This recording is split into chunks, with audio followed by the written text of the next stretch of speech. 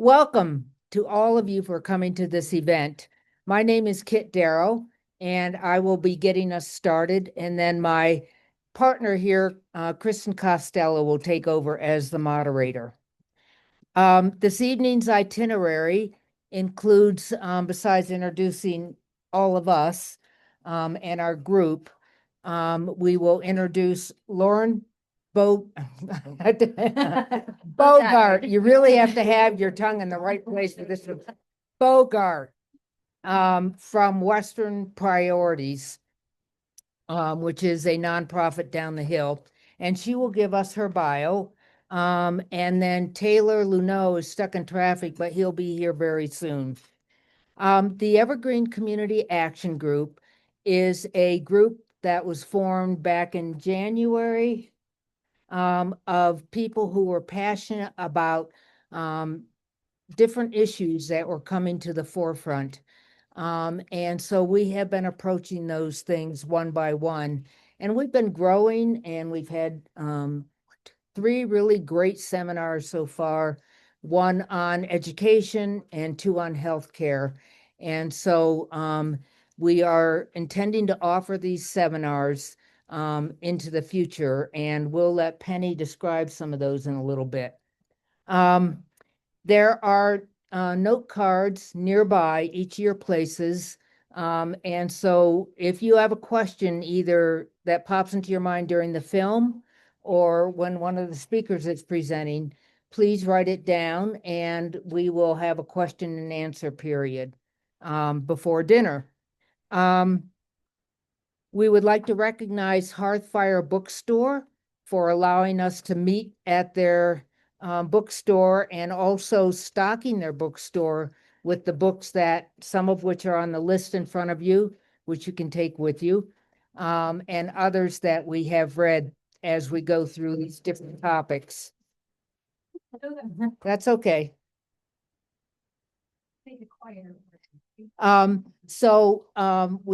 We thank Hearthfire Bookstore and Tammy Story, there's Tammy, who is our representative in this district and has done a great job. She attends as many meetings as possible. Tammy, I don't know how you do it. I didn't know that there was 36 hours in each day. But anyways, it's been great having her as an invaluable resource. Okay, next is Kristen Costello, who will introduce our speakers. You can, Kristen, if you can come sit. It's not, oh, is it there? Yeah. Well, you basically said what I was going to say, so I'm not going to reiterate all of it as well. It's just the Evergreen Community Action Group. We look at issues and we try to figure out what is important in our community, and then we have discussions and seminars on them. We really want to attract divergent viewpoints so that we can have discussion, meaningful, respectful discussion. And so that's a big part of what we're doing. So today we're going to have Lauren Bogard, and she's going to just tell you a little bit about herself. And do we have to switch again? Yeah, sorry. Yeah. Hi, everyone. Hello. Can everybody hear me okay? It's the most important thing. Please stop me if you can't hear me. Sometimes when you get a little nervous, you just kind of start talking into your chest or quietly, and I want to make sure everyone can hear. But thank you all for inviting me. Thank you for organizing this event.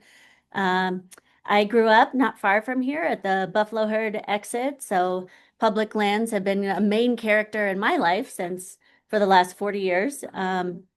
And I'm very pleased that this is part of your lineup of topics that you want to discuss. That's something that we've noticed at my organization, the Center for Western Priorities, is that some of these issues are becoming as pressing as some other economic, healthcare, and kitchen table issues. So very happy to be here and share with you some of the work we're doing and ways to get involved.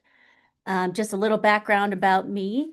I've been at the Center for Western Priorities for the last 6.5 years. I'm the Senior Director of Advocacy I started my career working in Colorado politics, and then I also spent some time in Washington, D.C. at the Department of the Interior. So really happy to meet all of you and happy to share more. Okay, I'm gonna move these. So our next speaker is actually stuck in traffic, trying to get here. So we're going to switch around a little bit. We'll introduce him later. Right now, we're just going to show you a short movie, and it's we're gonna That's okay. push. Oh, you want to talk about it? Yeah, the film is called Here's Who Manages Your Public Lands, and it's the National Park Diaries. So it's just a 10-minute little film to get us kind of all on the same page about, I don't know about you, but our first priority is always to educate ourselves about an issue. And I've learned so much that I didn't know about public lands. So this little movie will kind of get us on the same page, understanding where to start this whole discussion from. The United States has more than 2 billion acres of land within its borders. The vast majority of this land, over 60%, is held privately. That includes the land your house or apartment is on, and it might include the land where you work. Other landowners in the United States include state and local governments and Native American tribes. But another enormous chunk belongs to the federal government. Within individual states, the amount of federal land varies.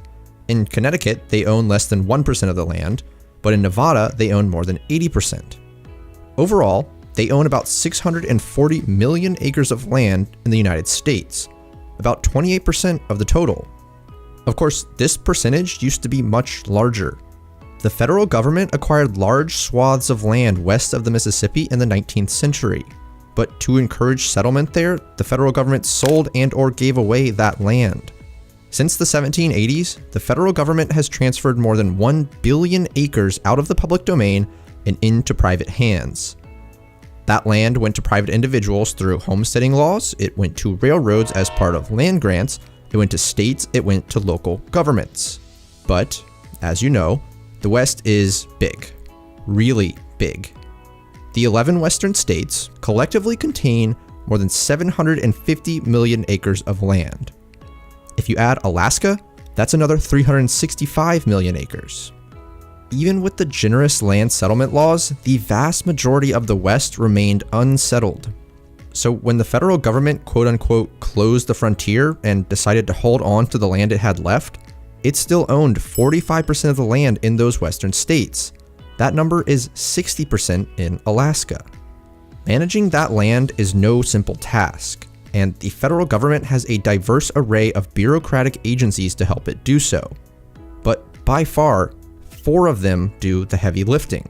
They include the Bureau of Land Management, the Forest Service, the Fish and Wildlife Service, and the National Park Service.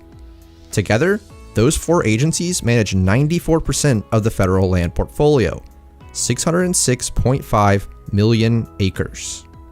With that being said, I'm going to give you a quick overview of those land management agencies, what they do, how they're organized, how they operate, and most importantly, how they manage the lands they're responsible for. We're going to go smallest portfolio to largest, starting with the National Park Service. I'm not going to go into too much detail for each of these. This is really just a survey of the main agencies that are responsible for managing our public lands. I figured for a channel that makes videos about public lands issues, it would be worthwhile to take some time to talk about who maintains them. If you would like something a little more detailed on any one of these agencies, feel free to let me know down in the comments below. Now, first off, if you look at the legislation which governs each of these agencies, you might be forgiven for thinking they all do the same thing. They all talk about managing natural resources, accommodating multiple users, and really just managing land. But as you'll see, each of these agencies does have a specific function and a specific management direction. They all, more or less, are still responsible for the original resource they were tasked with overseeing. So the Bureau of Land Management oversees most of the grazing on public lands, the Forest Service oversees most of the logging and forest resources, the Fish and Wildlife oversees, well, the fish and the wildlife, and the Park Service oversees the parks. So yes, they all have this kind of overarching goal of resource protection, but each of them also have their own flair for how they handle that. Alright, To start off with, let's talk about the National Park Service, which comes up the most on this channel and is probably the agency most people are familiar with. Despite its popularity, National Park saw nearly 300 million visitors in 2021. The Park Service actually manages the least amount of land of the big four agencies. It manages just 79.9 million acres, or 12% of the federal portfolio. 2/3 of that land is in Alaska, 52.5 million acres. As of April 2022, the National Park System encompasses 424 units, 63 of which carry the actual National Park designation. If you'd like to learn about each of the National Park designations, you can check out my first ever video on them, which I'll link to down below. Out of those 424 units though, just 8 of them account for 1/4 of national park visitation, less than 2% of the system's total. The Park Service is divided into 12 regions and manages land in all 50 states, Washington, D.C., Puerto Rico, the U.S. Virgin Islands, American Samoa, and Guam. Their land management policies are some of the strictest in the federal portfolio, with extractive uses generally not accepted. As far as management challenges go, the main one for the Park Service actually arises from the very legislative mandate which created it. This is known as the dual mandate and tasks the Park Service with preserving and protecting the resources it manages, while simultaneously making those resources available for the public to enjoy. As we all know, those two things don't always go hand in hand. More people puts more strain on resources, but limiting those people means not as many will experience, learn about, and enjoy those resources. It's a delicate balancing act, and it's the main task for the National Park Service. Next up is the Fish and Wildlife Service, who tend to be talked about more for their wildlife management policies than for the land they actually manage. I won't be touching on those policies in this video, but instead focusing on the system of national wildlife refuges they administer. Altogether, the Fish and Wildlife Service manages 89.2 million acres, or 13% of the federal portfolio. Again, like the Park Service, a majority of this acreage is in Alaska, where 85% of their portfolio is located, including the gargantuan 19 million acre Arctic National Wildlife Refuge. In total, the Fish and Wildlife Service oversees 548 total wildlife refuges, plus 205 waterfowl production areas and 49 wildlife coordination areas, for a grand total of 802 units. The first National Wildlife Refuge was created on Pelican Island, Florida, but the overall system was not created until 1966. The Fish and Wildlife Service is organized into 7 regional offices, with each regional director having relative autonomy in how to govern their respective refuges. As for management, the main goal of the Fish and Wildlife Service is to protect lands and waters to help conserve plants and animals. The National Wildlife Refuge System is the so-called infrastructure that has been put in place to do this. Now, other uses are allowed in national wildlife refuges, but they are supposed to be assessed based on how much impact they will have on the refuge. As you can imagine, the definition of impact depends on who you talk to, and this creates the bulk of the management challenges for the Fish and Wildlife Service. Taken together, the National Park Service and the Fish and Wildlife Service lean more toward conservation/preservation management styles, as defined in the legislation that governs them. Contrast that with the management styles of the next 2 agencies, the Forest Service and the Bureau of Land Management. They operate under a management style that is known as multiple use sustained yield, meaning they are tasked with managing land to accommodate several different uses to, quote, maximize the benefit to the American people, while also ensuring that the use of those resources is sustainable in the long term. With that being said, let's talk about the Forest Service. This is the only one of the 4 agencies which is located under the Department of Agriculture, not Interior. Several attempts have been made to move the Forest Service to Interior, but so far nothing has come of it. That speaks to how national forests are viewed and reaffirms the doctrine of multiple use sustained yield. National forests are viewed mainly through the lens of harvesting and extraction, much like crops are. Now, national forests themselves actually predate the Forest Service that governs them. Their precursors, the forest reserves, were created in 1891 to protect land, preserve the flow of water, and, of course, extract timber.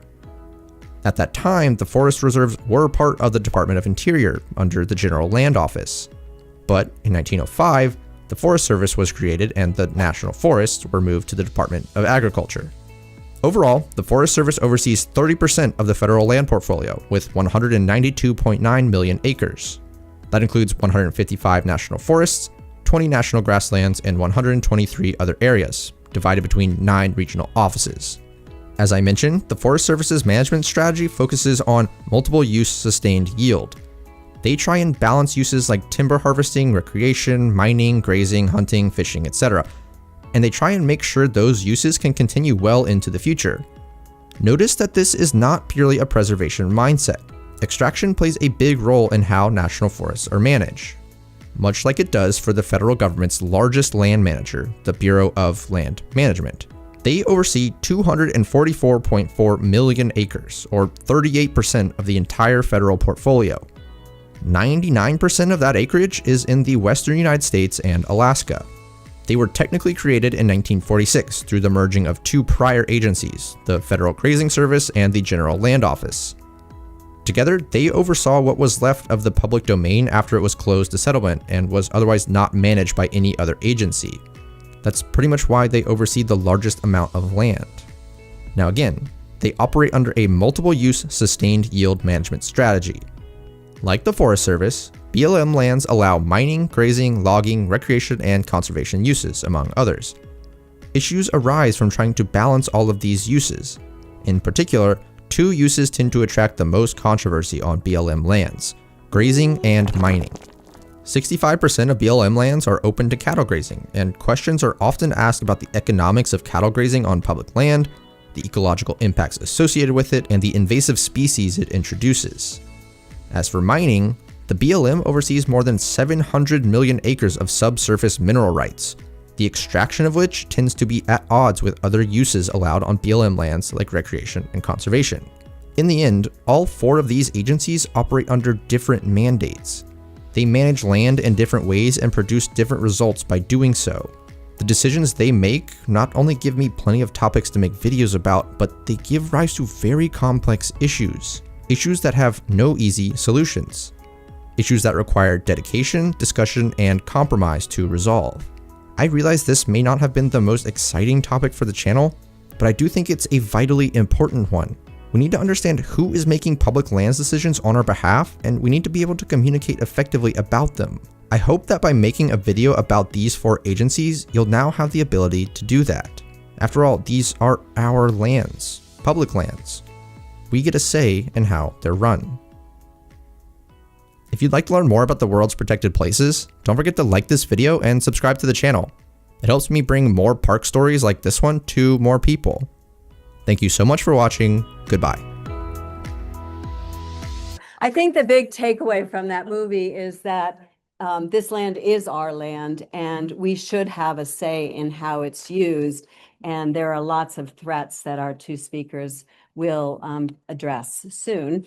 I think what we're going to go ahead and do is let Lauren present her stuff, right? Yeah, it's over And here, then, Lauren. and then we'll move on and hope that Tyler gets out of traffic and can join us. Yeah. here we So- go, Lauren. So she. Okay. Yes, so I'm gonna do my best to speak directly, look at all of you and speak to you and follow along here. These 2 ones? Yeah. Okay, great, perfect. But I did take some notes because I don't want to forget anything super critical. So I'll try to stay focused on both those who are joining online and those who are in the room. So as I mentioned, I work for the Center for Western Priorities. We're based in Denver. So we were launched in 2012, and we're a nonpartisan conservation advocacy organization that is specifically committed to the protection of public lands. And as you saw in the film we just watched, there are a lot of federally managed national public lands. There are also local and state parks that are part of that, fall under that umbrella as well, meaning that we support those with our tax dollars and we have access to those places. I especially want to acknowledge that, just having learned that Kit spent a good portion of her career working on this issue with Jeffco Open Space. So that's something that those of us in this community can benefit from. We're a little bit different than some organizations in that we're very communications focused. We're a communications policy organization. So a lot of what we produce is used by reporters. We try to get it in the hands of policymakers at all levels of government, and then within the conservation community. So oftentimes if there's a decision or something happens, we're one of the first out of the gate with a press statement, a response, and a quote reacting to that. Part of why we do that and part of why we were created is to have some balance in terms of the narrative around public lands. Back in 2012, a lot of stories were being generated from the oil and gas industry, and there wasn't always a counter narrative to that. So our goal is to have a positive narrative about public lands in the media as much as possible. Oh, and that's just one thing I wanted to mention. That was a wonderful video. That's such a great way to set the stage for our conversation. One thing that I just want to mention, the Bureau of Land Management does a lot of oil and gas leasing. So the narrator mentioned the 700 million subsurface acres of fluid minerals. That's all over the country. A lot of that is here in the Western US. But I think he could have clarified the difference between that and hard rock mining. So just want to mention that there's a lot of oil and gas development, particularly here in the West. So I mentioned some of the tools we use, press statements. Some of my colleagues speak to the media directly, give interviews. We do our own research and polling. Every election cycle, we do a campaign called Winning the West, where we look at how public lands affect local races. And then we have a podcast and do other advocacy campaigns. And there's just 7 of us. So I like to say it feels like we get to punch above our weight a little bit, just given that we're small in contrast to like a wilderness society. So these are some of the campaigns that we do. In 2017, before I arrived at CWP, they did a campaign called Monuments to America. Some of you may remember that then Secretary of the Interior, Ryan Zinke, wanted to do a review of national monuments, and that led to the decision to reduce the size of Bears Ears National Monument, Grand Staircase, Escalante, both in Utah, and then also an offshore marine monument. So as part of that, my colleagues hit the road and did some press events talking about the role of national monuments and their importance. We also did a sentiment analysis of the public comment period for that action when they were considering reducing monuments, and 98% were opposed to that action. And nothing is better for a communications organization than when your research just flows into the conversation, even without attribution. When people started saying 98% of commenters oppose this, that was like exactly what we're here to do. So the Keep Parks Public Tour, I just recently wrapped up. We did a 10-day tour around the Southwest to hear directly from folks about the impacts to public lands under the Trump administration. So I had a wonderful time meeting folks. We heard from several former park rangers and public land managers. At our Denver kickoff event, we heard from Scott Fitzwilliams, who you may have seen quoted in some recent articles. He was the former supervisor of the White River National Forest, which is the most visited in the country. That includes many of our well-known ski areas. Also, okay, I knew there'd be a connection here. So that's, we're so fortunate to be here, and we're so grateful that Scott, he made the painful decision to leave the organization in February when he was asked to fire 17 of his colleagues, many of whom were just starting their careers for poor performance. So he said, well, this is month 1 and there's already a lot of lying going on, but thankfully he is speaking out and giving context to some of these cuts to agencies like the Forest Service. The Road to 30 Postcards campaign feels like a long time ago. That was in a different time when we were primarily focused in the conservation community around how can we reach this conservation goal of protecting 30% of America's lands and waters by 2030. You may have heard of it, the 30-30 goal.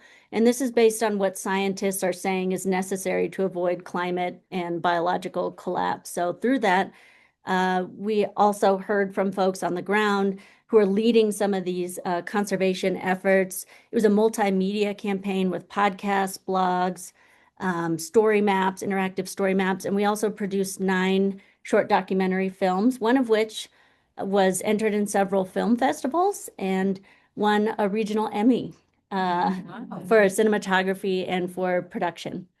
That was about the Owyhee Canyon lands in Southeast Oregon. We've also done some analysis of the impact, or I guess I should say the strength of outdoor voters. As I mentioned, we're noticing in our polling that these issues that we think about are inching up in terms of prioritization. So something to pay attention to for anyone who's running for public office in the Western US. Whoops, sorry about the overlap there. I'm not sure what happened, but this is just to give you an additional flavor of some of what we do. We take turns writing our daily e-newsletter. So we'll focus in, write a narrative about some news of the day, and then have a lot of quick hits, other news stories from around the West on these issues, and then sometimes feature our own work as well. We will often feature a picture of the day. As if any of you are on social media, you may know that the Interior Department is, they're really lucky about the content that they have available to them based on managing all these beautiful places. And I should also, I think, clarify, when I say the West, I keep talking about the West. I mean that pretty broadly. The Western United States is a region. We tend to focus on an 8-state region, the Four Corners states, as well as Wyoming, Nevada, Idaho, and Montana. That's where we typically focus in the Intermountain West. But sometimes these issues are nationalized and you have to pay attention to the decision makers in DC. And then if you're talking about public lands, as you saw in the video, there's a heck of a lot of them in Alaska. So you always end up focusing on that as well. But generally, I'm talking about the Intermountain West. We also have a blog on Westwise, and then we'll occasionally, about once or twice a year, do a longer report. I don't know if any of you are familiar with the proposal in the last couple of years to designate the Dolores Canyons National Monument in Southwest Colorado. Unfortunately, there was a lot of misinformation and disinformation that was impacting that effort. So we did a National Monuments Disinformation Brigade, just looking at some of these folks that appeared to have be representing a grassroots point of view, but were actually funded by some anti-public lands extremists. So sometimes we got to dig in there and expose that. Like what, who opposed it? Who opposed it? What groups particularly? Gosh, to be honest, I'd have to look at the American Stewards of Liberty is one that you may have heard of. No. They did some anti 30 by 30. Our in Colorado, Congresswoman Lauren Boebert was a featured speaker at one of their events. You pronounced her name correctly too. I got to be honest, Lauren Bogard and Lauren Boebert are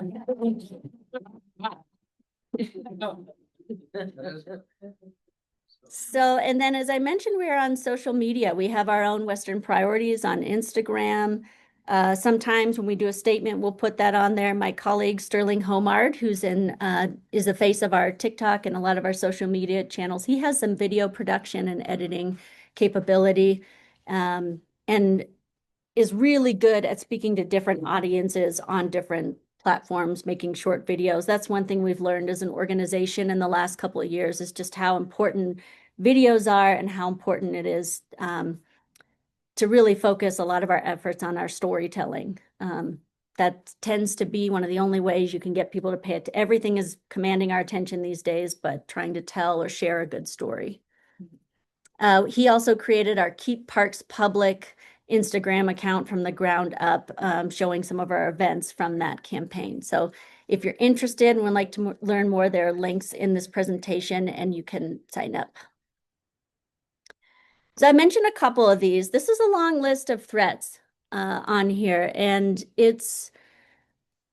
some of these are a little bit perennial, you know, depending on different ideological points of view around, is there such thing as publicly shared resources, or is it mine versus yours?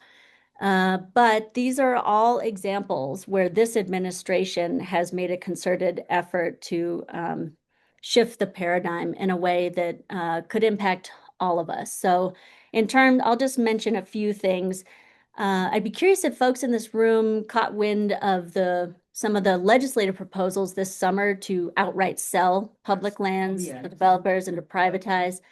Well, that really got our attention. And I'm excited for Taylor to be here and to share one of the most essential things. Well, sorry, I should stop. For folks who may not have seen that, in the budget reconciliation bill, a couple of Western members of Congress proposed getting rid or selling off public lands within a committee hearing, probably at like midnight, and Joe Neguse was there and called them out. And then the Senate wanted to get in on the action, and Utah never misses an opportunity, some of their anti-public lands folks, to encourage, yeah, we want to manage these lands. So it got, cat got out of the bag really quickly there, but my impression is that they underestimated the vociferous and widespread opposition to that. And one of the things that really helped with that was my colleagues at TWS are doing some of the best mapping of anybody right now. And they got out there right away showing,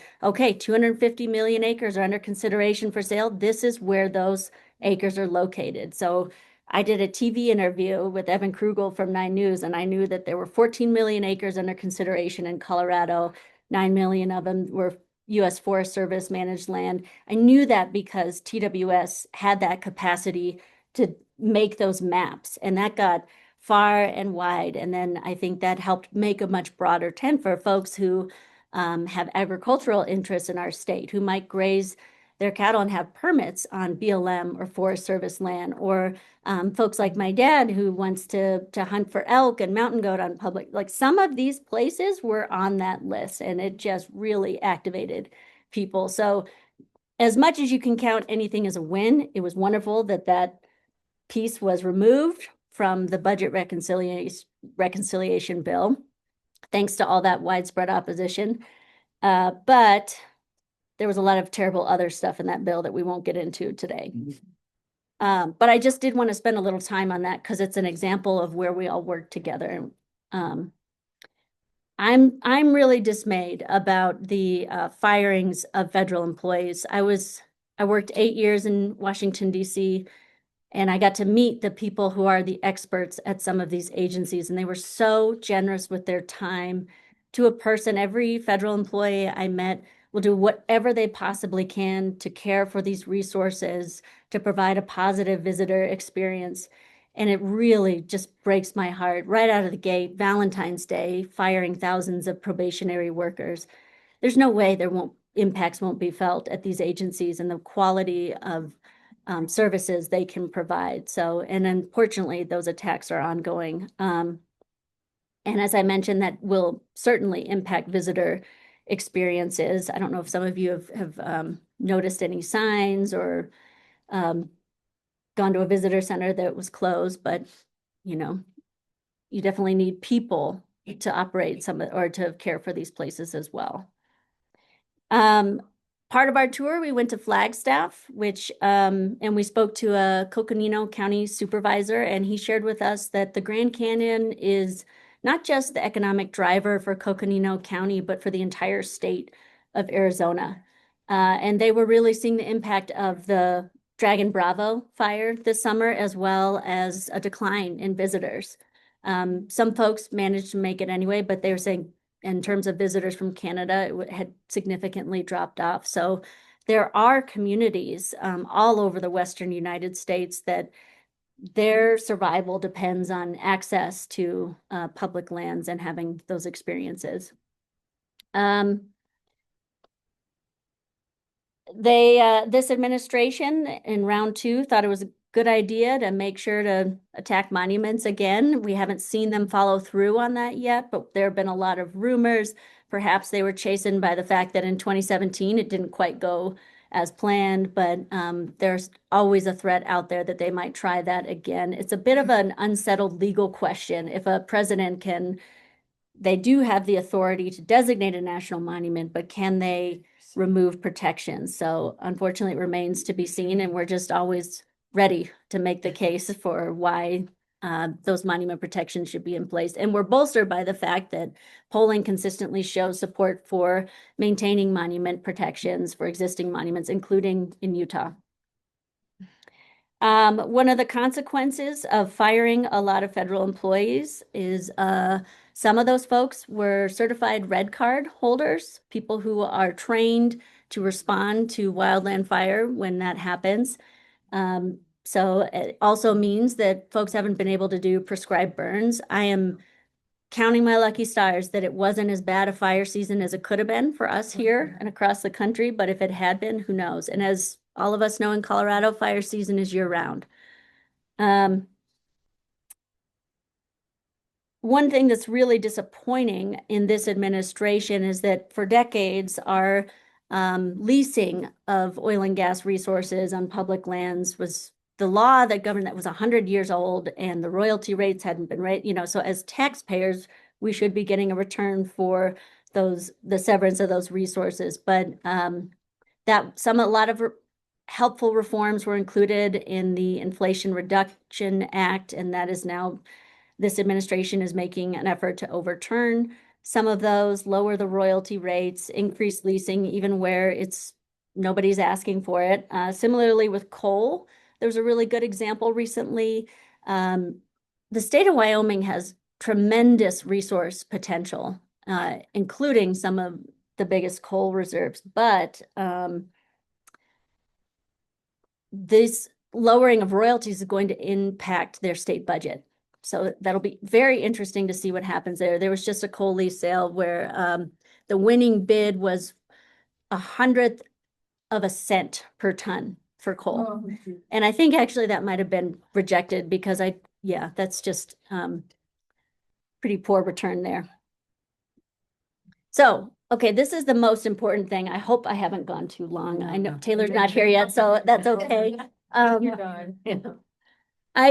I just appreciate that you all are making time on your Friday evening to be here to talk about this issue that I feel like I have blinders on sometimes. I'm thinking about this day in, day out. And when you encounter people who also are concerned, it just makes you feel like what you're doing is important. And so thank you for being here.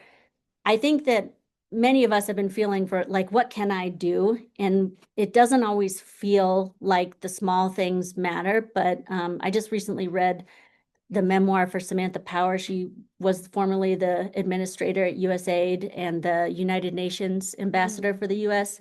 And, many of us know that wonderful quote from Gandhi about be the change you want to see in the world. She would talk to people about shrink the change and talk about examples of the little things really adding up. So I just say that because some of these might seem like small things, you might already be doing them, but I can tell you that it is important to continue to show up. So one thing that will happen is that, and it's not there, this administration and the Interior Department have been a little bit inconsistent as far as offering public comment periods for all of their actions. Some of it, they're just with the Elon Musk Doge operatives at Interior just moving full speed ahead.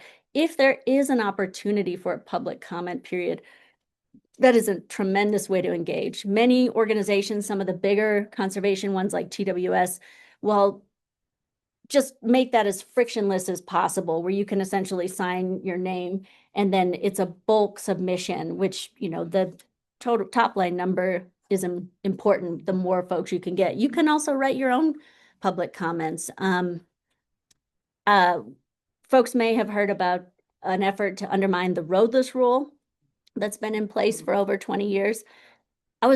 That's a complicated, policy heavy issue, and it takes some time to explain what that is, but I was really pleased to see how that caught on. A lot of people submitted comments, and that's one of the things that we can do as a conservation organization is we can collect a sample of those comments, download them from the federal or the government website, and then we can analyze them and come back with 99% of people oppose undoing or undermining or rolling back the roadless rule, which is what we did. So please continue to do that when you can. I have on here be a force multiplier. So my mom, Susie Bogard, is a former high school teacher, and she's been in this community a long, long time, has a lot of friends, and one thing about Susie is whatever she is reading, whatever she is interested in, whatever she cares about, she's going to tell everybody she knows. And I'm talking everybody. I'm talking the checkout person in King Super. She's going to ask them, have you heard about this? If she's on the trail, she's going to, and I think of people who do that for the things that we're wanting people to care about and pay attention to as force multipliers. You know, you're not going to know if that person then is going to follow up and take action in any, but that is one thing that is so helpful. You never know. It could really make a difference. Social media, it's frustrating to me right now. As I mentioned, the folks who are in charge of some of these agencies that are doing such important work caring for our public lands, it feels like there's this dissonance with what they're saying and what they're showing on their social media accounts and what they're actually doing. And one thing I've learned about recently from my Gen Z colleagues is there's this thing called being ratioed, which is that if they do a post on social media and then someone puts in a comment and says, yes, but Secretary Burgum, haven't you recently fired most of the people that work on that program? And that comment gets more likes than the actual post, that's being ratioed. So to the extent you're on those accounts and you're doing that, let her rip. You never know. So this is day 17 of a government shutdown. I was working at Interior in 2013 during that, and this was the amount of time that shutdown lasted from October 1st to October 17th. That was a really brutal time. I had no idea. I was starting to look into, well, gosh, what kind of side hustle can I come up? You know, I mean, I'm unnerved that the folks who are still there, still working, who knows if they're going to get a paycheck after this past Wednesday or going forward. And given all the love for parks and public lands, there might be a desire to go or to think, well, it might not be as crowded, or maybe we can go and it'll be low impact. For now, I would suggest this is not the time. As much as people want to help, they want to clear track, they want to do those things. Unfortunately, that feels like it undermines the whole premise of this is a shared resource and it should be funded. It's just without the staff to care for people too, there could be any number of issues. There's often, you know, unfortunately, there's often a need for emergency response. Let's give the parks and the people, the skeleton staff who's there, a chance to just weather this storm. There are other we're fortunate here in Evergreen. There are other places we can go. And to the extent you know or have people in your networks or community who are federal employees, I think just letting them know that their work matters and we appreciate them. If I can figure out a way to do that, that'll be my next act, is trying to share or profile the people who I met and worked with who do such wonderful work. There are wonderful local conservation organizations that have volunteer opportunities. I know there are pretty frequently Clear Creek cleanup options in Golden, where I live. Sometimes there are just opportunities to learn and connect with others who care about these same things. I can say that a little financial support goes a really long way to some of those smaller organizations. And then please continue to enjoy our parks and public lands. Things haven't felt that fun lately, and we all need a little fun and a little joy and to be reminded of why these places matter. It's really hard to protect things if you don't love them. So that's still a wonderful thing that all of us can do. And we can always remind ourselves that everybody wants to be outside and enjoying public lands. Sometimes people might do things where you think, oh, I really wish you wouldn't have left that bag of dog poop right there. These are hard, difficult times. Let's assume good intent. Let's support each other. We can remind each other gently, but I think that we all really need this. We need to be able to go outside and replenish. And boy, I don't know. It feels like it's maybe one of the most beautiful falls ever. And so that's giving me a lot of joy. I understand this group started as a book club potentially, and I know there's a list of books. You may not be, I apologize if this is difficult to see. I'm happy to share this presentation or it can be shared among your group, but this is one of my favorite genres to read about the American West, the history of the West. And so I noted some of my favorite books and authors who may not be as well known. I'll read anything by Timothy Egan. I just am almost done with A Walk in the Park by Kevin Fedarko. And then John Leshy is he literally wrote the book on public lands. So I also included some newsletters and reporting. These are resources that we use where we get information. Happy to answer any questions about these. I included Headwaters Economics and Colorado College Conservation in the West Pole. There's also a really wonderful podcast called How Wild about the Wilderness Act. I think I forget how many, what are we at now? 60 years, 65? But a lot has changed as climate change is impacting more of those places. And so it brings up interesting questions about, do you intervene in a wilderness area to protect, giant sequoias? Or does that undercut the heart of the intention of that law? So anyway, I will leave you with that. I apologize if I went a little long, but here I'm also sharing all the links to our materials if folks are interested or want to follow along. Okay, so thank you so much, Lauren. That was a great presentation. And I think we all feel inspired to carry on her work and do some of the things she's suggesting. Tyler is here. So he just needs to connect with Penny to get his slides onto this computer. I mean, if you guys have come from Boulder, it's always can be really trying to get through Boulder and get here. So while they get set up, what we thought we would do is have some time for questions for Lauren, and then we'll have Tyler come up. And we'll do the same thing with him, and then we'll have dinner. How does that sound? Okay. So there are many questions that have been circulated. If you bring them up here, I'll read them. Those are our books. And if you want to just raise your hand, that's fine too. We can be pretty informal about this. But for Lauren, the first one is, what are the top 3 risks to public lands in Colorado? That's a toughie. Yeah. Gosh.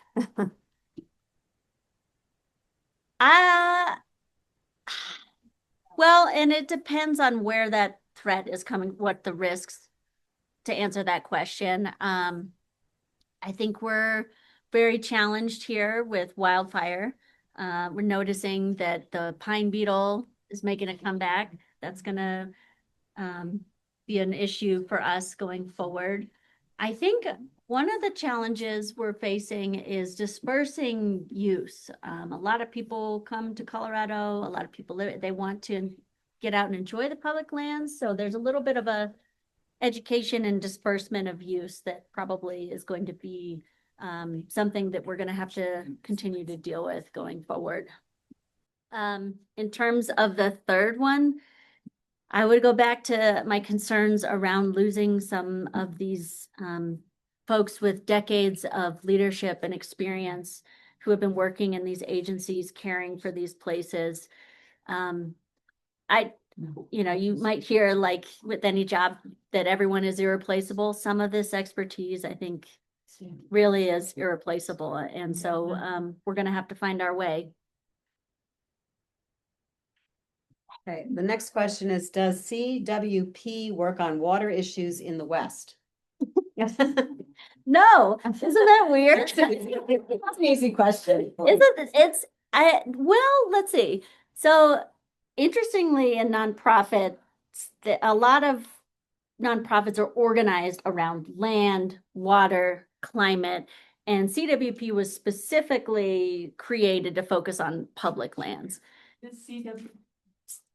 Center for Western Priorities? Did I not say that until now? I thought I did. I apologize. Said it several times. It always needs to be repeated. Well, yeah, With this crowd. right. And it can be confused with CPW, Colorado Parks and Wildlife. There's nothing I can do about that except say our, Keep repeating it. Yeah. I apologize. I thought I had said that. But No, you- as far as water, you can't really talk about some of these landscapes without talking about water. When we made a film about the Dolores River Canyons, we learned that 80% of the biodiversity is within those riparian corridors, right? So water supports everything, but no, we are not specifically focused on water. Okay, the next one is public land grazing is destroying our public lands. 155 million acres are leased to producers without any accountability on their end. The ecologist from the Sierra Club, Delia Malone, has documented the degradation of. Thank you. It's from, this is a long one, overgrazing of cattle in Colorado. Who will stop these leases that producers pay only $1.35 a calf cow unit? I think whoever wrote this question could probably answer it much better than I can. We are challenged for some of the competing uses on public lands, and climate change is going to make everything harder. There just isn't the same health on the range in some of these areas. And some folks who have grazing permits might tell you that it makes them furious when wild horses and burros are out there grazing. There's a lot of Destroy the soil a lot less than cattle. I'm not gonna come in. No, there. Know the answer. The bottom line is that every activity has an impact. And there is a lot of competition for a landscape that is struggling. And that's the best I can answer that. I think that some of the policies that are in place that regarding public lands grazing should be updated. I would add that the second book on the reading list, This Land, How Cowboys, Capitalism and Corruption Are Ruining the American West by Christopher Ketchum, really goes into depth on this issue. And he did his research. He's opinionated, but he did his research. So if you want more on that's a good book. Those are the questions that came to me. Are there anyone else that has questions for Lauren? And pretty much we're almost ready? No. Not quite? No. Okay, all right, here's a question from Will over here. I'm curious as to, we're in this dark period. I don't, dark in terms of information flow. How is it that you see, who's gonna be monitoring the degradation that happens? Sorry, For all of these. I'm just going here. Lack of personnel, change in policy. How do you see that getting reported so that the population is informed about the impacts? Since you're in the communication business. That's a really good and complicated question. It brings up a lot of different pieces, right? There's the piece that some things might be happening or may not be happening, being left undone, just given the reshuffling and the attrition of some of their personnel policies. So that's one piece, right?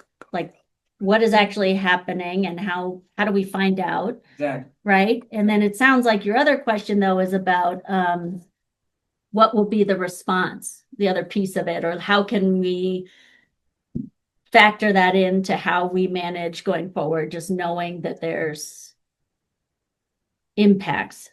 Am I getting that right? I'm trying to just understand. Yeah. That's part of my question that you articulated that Yeah. is probably more of my concern, which is just the ability to uncover those things that are being impacted as a consequence of the policy and decisions being made.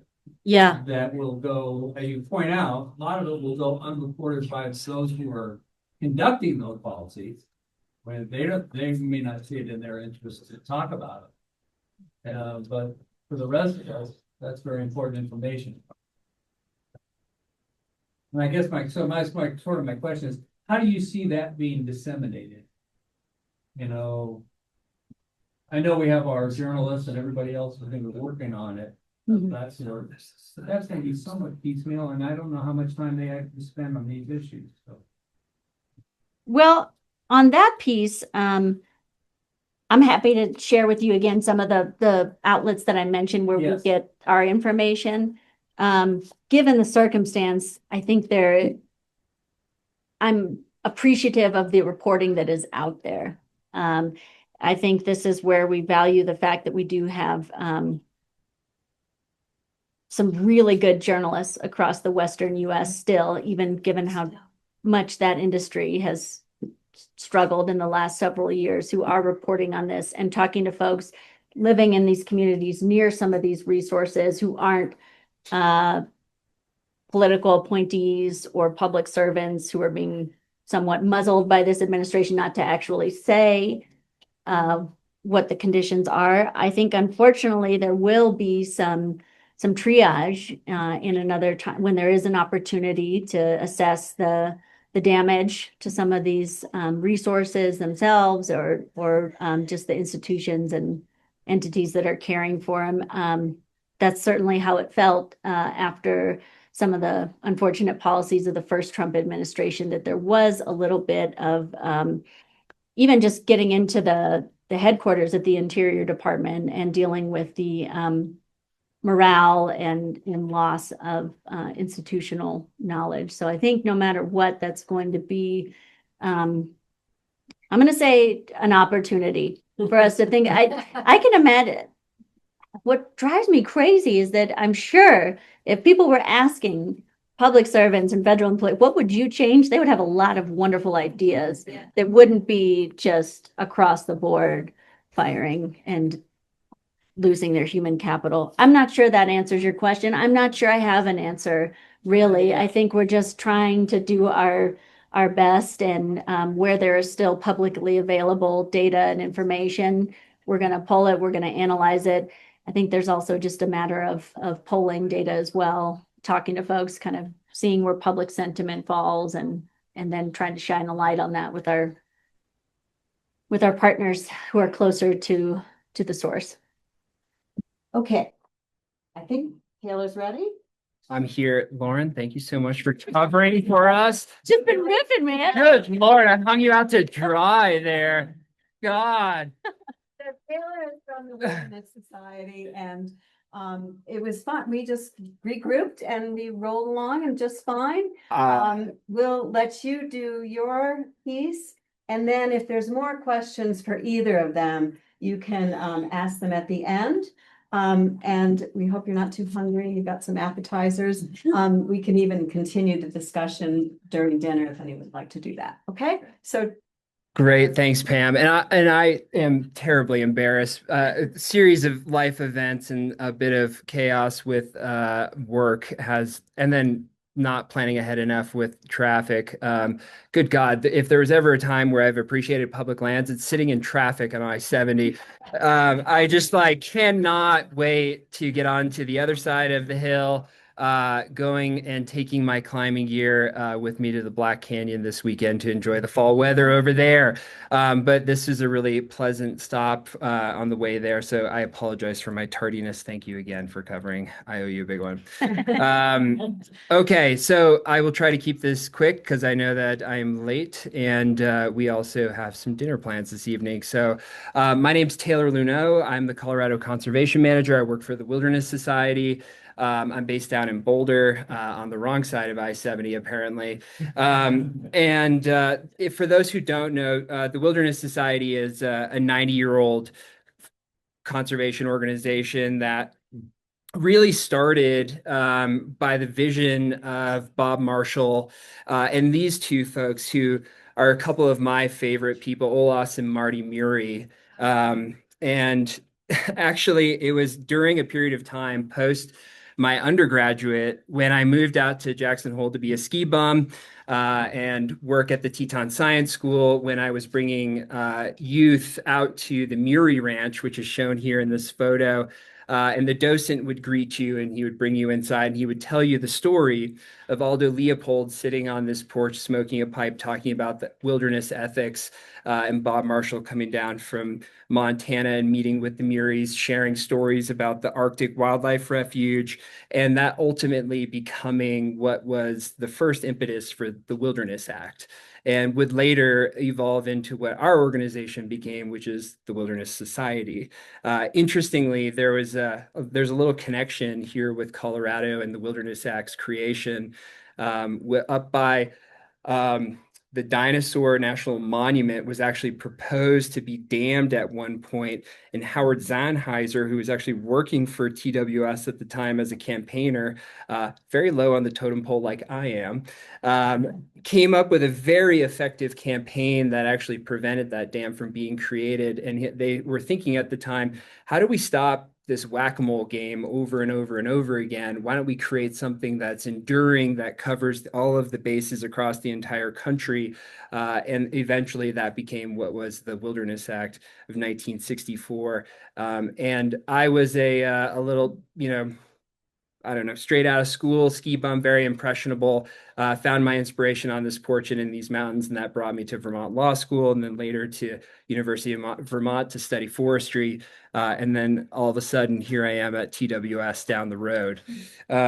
So I would say TWS's theory of change really focuses on identifying common ground to elevate enduring conservation solutions. And that's by combining long-term investment, and I do mean long-term investment, in community-led conservation with deep public lands expertise and an ability to catalyze a national advocacy network. TWS is, what can I say? We're a group of scientists, policy experts, attorneys, lobbyists, grassroots organizers that work in community, like here with my predecessor who's shown next to Senator Bennett on the banks of the Slate River, hashing out the initial thoughts about the Gunnison Outdoor Resource Protection Act. And I can say that this style of work, working in a way that's community-led, it moves at the pace of collaboration. And I've done this with forest collaboratives in the Northwest when I started my career up in Washington State.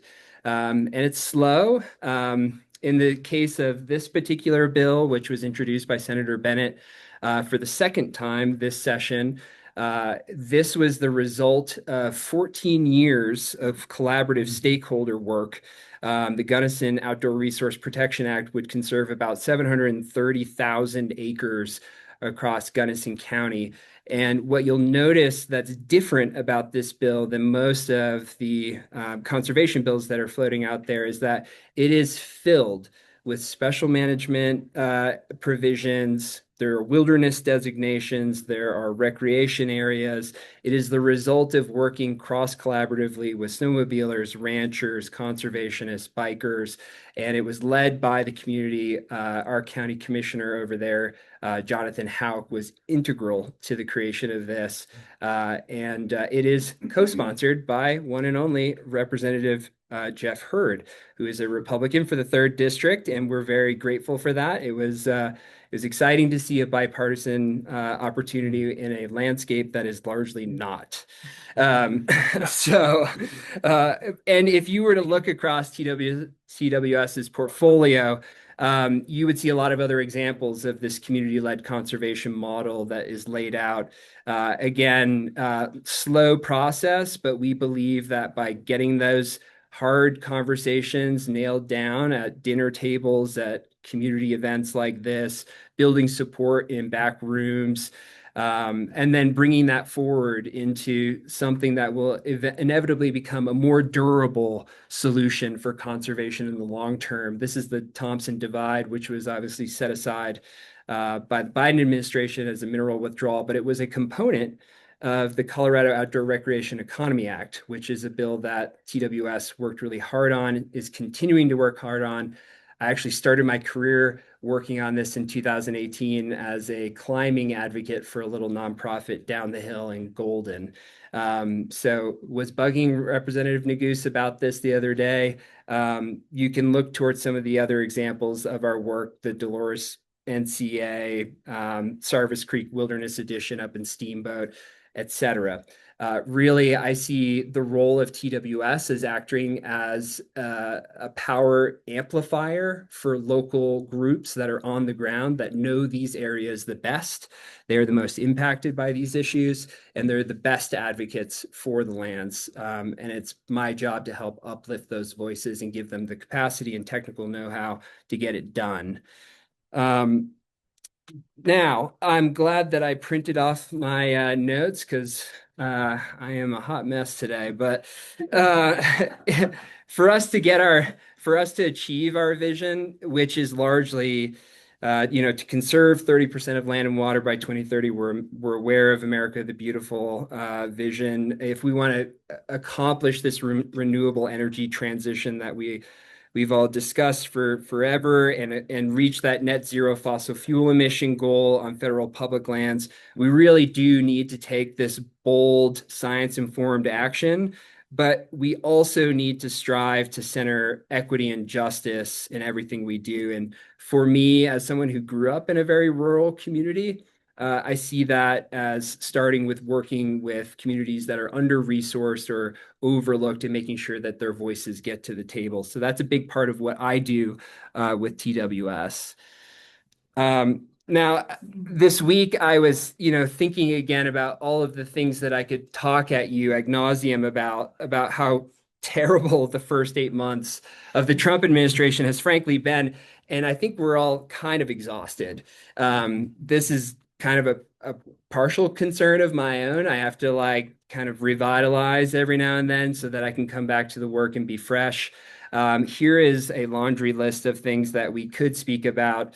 But I think what I would like to hone in on this evening is something that is ongoing, and that's the repeal of the public lands rule, which oversees how lands would be managed on the Bureau of Land Management lands. And Lauren, have you guys spoken about that yet tonight? Nope, go for it. Okay, cool. All right. Phew. We coordinated in advance. Thank you very much for sticking to your guns there. And Lauren probably referenced this, we're back in rollback territory, living through the Trump administration. The first time, we saw all of these really important environmental regulations start to fall apart. I think about the Biden administration as largely being structured around really trying to fix everything that got broken during during Trump 1. And that left just enough time to think innovatively and get some really good things done moving forward. And one of those actually was the public lands rule. And I'd like to speak with you all about that tonight. And maybe we can highlight just a couple of other things quickly if there's time. Yeah, and I know that I did have an opportunity to watch that video that was shared this evening. Pam, that got shared. Kristen, but yes. Kristen, I just called you Pam. Sorry, Kristen. Apologies. There is a Pam. I was like, there she is. Me? This shirt got me. I watched the video earlier this week, and other than being a little turned off by the very long, cheesy handshake that was at the end, I thought it was interesting that the focus of describing the different agencies was centered around the multiple use mandate. And it relates to the public lands rule because, the public lands rule was really set out as a vision to address how the Federal Land Management and Policy Act, or Federal Land and Policy Management Act, FLPMA, was set up in the first go around. And as I was watching the video, I was like, they're talking about this multiple use mandate of balancing, recreation with oil and gas and grazing with conservation, as though the agencies do this really easily, and it just isn't the case. And it's not necessarily because the land managers are like not doing the greatest job. I think, frankly, we've all seen the agencies being gutted.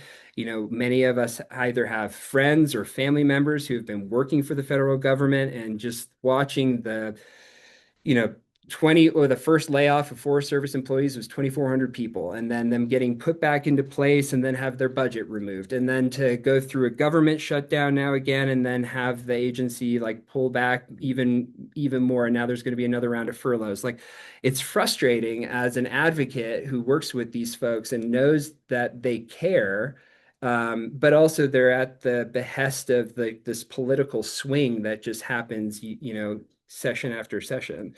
And this was an interesting example of this multiple use mandate that came up in the video. My colleagues came out with a report earlier this year that was looking at the amount of federal public lands on BLM lands that were open to oil and gas drilling, and how much comparatively was set aside for conservation. And you can see that the numbers here are quite stark. It's surprising to me that, you know, oil and gas industries continue to push for more leases, and that this energy dominance agenda that was set out with the executive order on day one of Trump 2 says that we need more oil. But meanwhile, there's already these speculative leases that have already set out. We already have ample amount of lands that are available for oil and gas. And in addition, a lot of these lands are not actually viable for oil and gas. And this report that my colleagues put out actually details that quite well. So I'll switch from this idea and just think a little bit more about this multiple use mandate, because it's, you know, in an era when there was growing conflict, if we think back to like post, you know, World War, there was a high demand for timber, and our national forests were getting kind of smoked because we just needed additional harvesting for all sorts of different things like building homes. But in that process, and I'm sure we've all seen photos of old growth getting mauled down or giant clear cuts, et cetera. You know, Congress in that period of time really recognized that there was a need for a formal policy that would balance these multiple uses. Because as it was spelled out in the video, it doesn't necessarily accomplish those goals. And so Congress is like, look, we got to do something. Let's make sure that all of the uses of our national public lands are spelled out. And let's encourage at least the Forest Service to adopt a policy that's going to ensure that we have sustained yield, sustained use over time. And that was called the Multiple Use Sustained Yield Act. It was passed in 1960. Unfortunately, what the crafters of that bill did not predict was that it didn't really have any legal teeth. And so it wasn't very effective. And that was in 1960, and it really wasn't until 1976 when two bills were passed, and that was the National Forest Management Act and the Federal Land Policy and Management Act. I don't know why that's so hard to say it tonight. And that was in 1976. So that was 16 years after the multiple use sustained yield mandate or doctrine was first envisioned for our public lands. And now, unfortunately, of course, we're back in this period of time where there's executive orders to increase timber production on Forest Service lands by 25%. Roadless areas are being rolled back. It's a really frustrating result for us who see many other uses of our national public lands than just extraction. But it's interesting to think about FLPMA a little bit more, and I'd like to just dig into it with you for a moment, and I'll try to move quickly. So in particular with FLPMA, I'm going to start calling it that because it's too many words. And apologies for the acronyms. This legislation passed in 1976. So this is, let's see, Gerald Ford is on his way out the door, and Jimmy Carter is starting in 1977, right? So FLPMA grants the Bureau of Land Management, the BLM from here on out, BLM management authority over roughly 245 million acres of national public lands across the West, and that's about 8.3 million acres here in Colorado. So I'm thinking of A lot of our really special places on the western slope. One area that I've been visiting frequently is the Browns Canyon National Monument. There are areas that are really unique along the Arkansas River that are managed under the Bureau of Land Management. But in FLPMA, it specifically calls out these multiple uses again. And I want to keep coming back to this doctrine because I find it fascinating. And in it, it says that there will be a combination of, they use like very flowery language back in the 70s. I wish we could go back to this.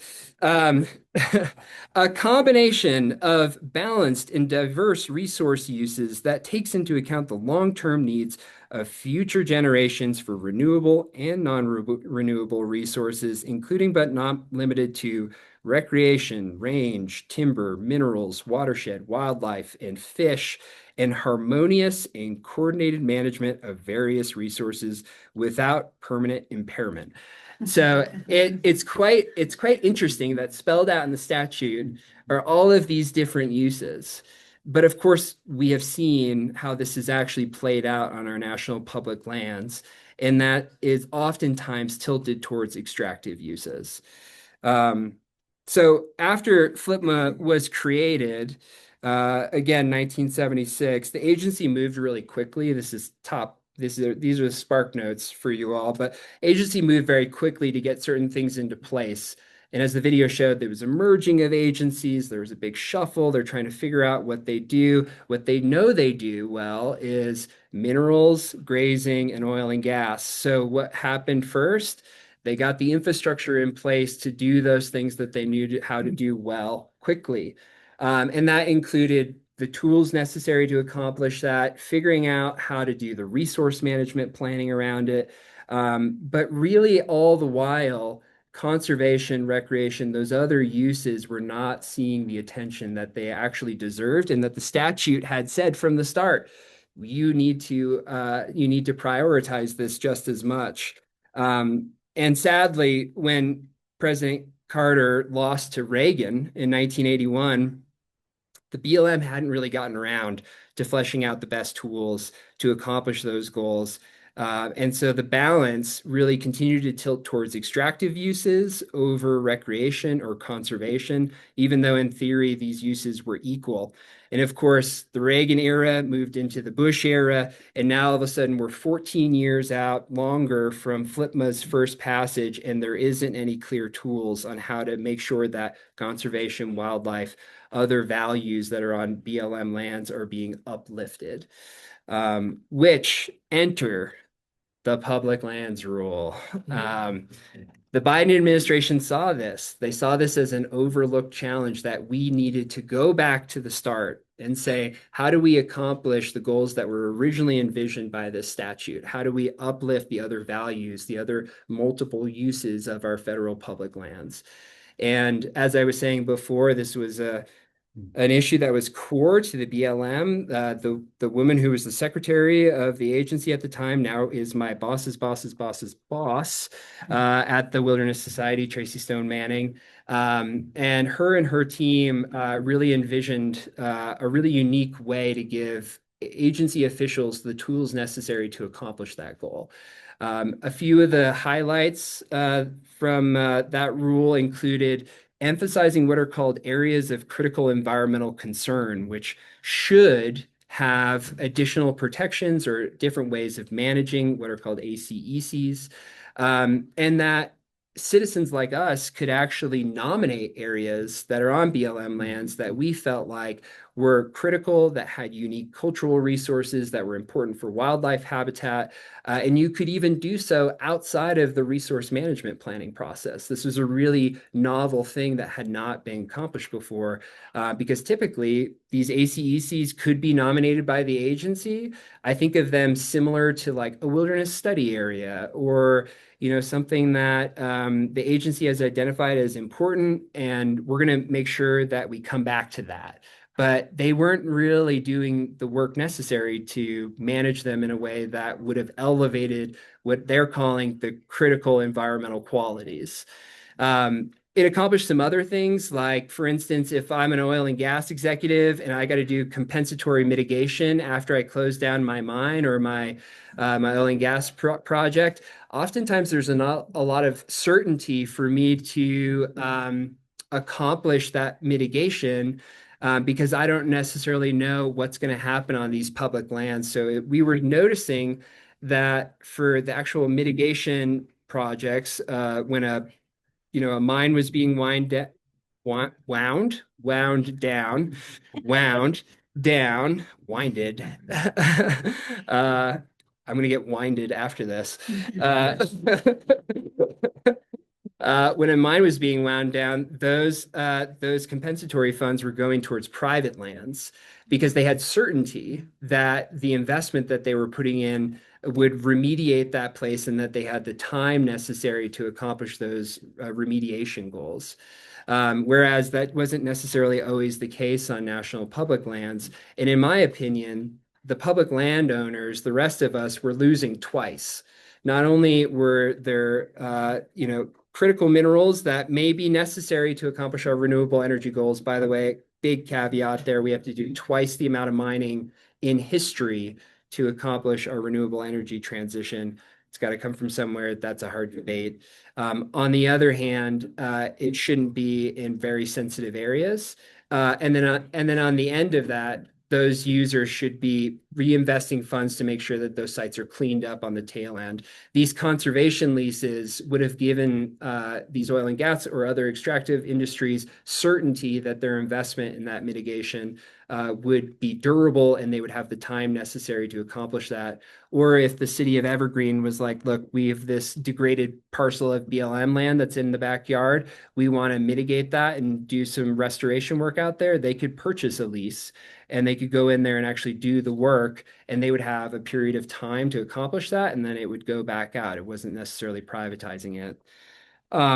Those are kind of the highlights. And this rule, and thankfully we rely a lot on the hard work of the folks at Center for Western Priorities to go through all of the public comments and actually assess how many of the American public that commented on these rules were in favor or opposed, and what was the substantive nature of those comments. We learned that 92% of commenters were actually in favor of this rule. And this was really the first time in 50 years that we would have pulled recreation out of the backseat, because it's oftentimes overlooked. And it's like, hey, if we have a little bit of money left, we'll make some trails, but generally not. That's, this would have tilted the scales back in favor. So those many uses would have been even. Now, I think it's important for me to say that this rule is being rescinded. And as much as we love it, we're going to lose on this one. That's me putting my bet on the table. And I'm sad to say that this evening, but I do think it matters how we lose. It's important for us to build a record on this. And I think it's really important for lawmakers to see that we care about how the multiple uses are balanced out on public lands, and that we are going to come back to this. This is being rescinded in a way that will allow us another bite at the apple. So it's important for us to raise our voice. And I am going to share a QR code here in a moment for you all to be able to comment through a portal. And we have until November 10th to accomplish that. Now I'm going to try to blitz through my last few slides here. But I think that this particular rule is very symbolic of what happened this past summer. And it reminds me of everything that we started to speak about at the beginning of this with the Reagan era and just kind of the general pushback on federal public lands, because the loss of this rule really ties back to a concept that was really pushed on by the Reagan folks, and that was really the result of a new political movement in the 1980s called the Sagebrush Rebellion. And I'm sure we're all familiar. If you have not read Jonathan Thompson's Sagebrush Rebellion book, oh my gosh, I can't believe I'm forgetting the name. Jonathan Thompson's an author for High Country News. He's exceptional. He's got a book about the Sagebrush Rebellion that is escaping me, but he has a weekly newsletter also called The Land Desk, great writer based down in Durango. And the Sagebrush Rebellion, it's this political movement whose core principle is to transfer federal public lands in the American West to state or local control. Sound familiar? I think we all lived through this past summer, and this movement is led by folks who oppose federal land management policies, especially those that they view as restricting economic development. So importantly, core beliefs, transferring federal lands to states or local interests, increasing state and local control, opposing or deconstructing federal regulations, especially environmental ones. And this is really in order to prioritize resource development. I think greed is largely driving this. It's kind of at the front end of it. And it always comes back to this discussion about who has the authority to manage our public lands. Now, the Constitution says that the property clause gives the federal government the authority to manage our lands. Well, there's quite a few folks that think otherwise. It was popularized in this show with John Hamm. Ooh, boy, what a hunk. Has anybody seen the show Fargo? Yeah, it was like, I mean, we've all seen the scary old movie with the wood chipper, right? Well, John plays a county sheriff in, I believe, South Dakota, and he does an exceptional job picking up some portions from another story that we're familiar with, which is the Bundy crew and the Malheur Wildlife Refuge takeover. If you have yet to see that show, fantastic delivery. It's a little dark, but there are sheriffs out there who believe that their local control, their county control, supersedes the federal government. There are folks out there who think that the federal ownership is cause for quote unquote war. That is a quote from Senator Mike Lee of Utah. And his counterpart, his other counterpart in Utah is actually a relative of the Bundy crew. So we've seen this play out before. And in fact, the last go around was Representative Chaffetz, also a Utah elected. This was 2016, tried to sell off roughly the same amount as this past summer, 2 to 3 million acres of federal public lands.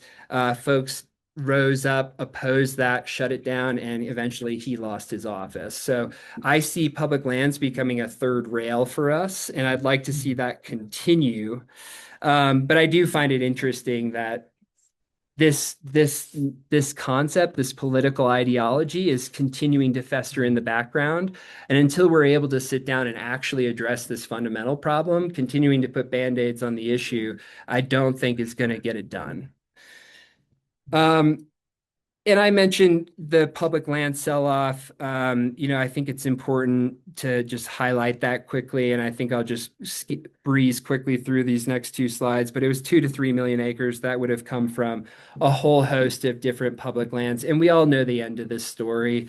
Our municipalities, our state government, our county electeds passed resolutions, declarations. They showed up in droves to oppose the privatization of our public lands. This is a rally, a press conference that we had for the passage of Senate Joint Resolution 25 that was back in March, I think. That was a state's declaration of fact that we as citizens of Colorado, the legislature opposes any sale or privatization of our public lands.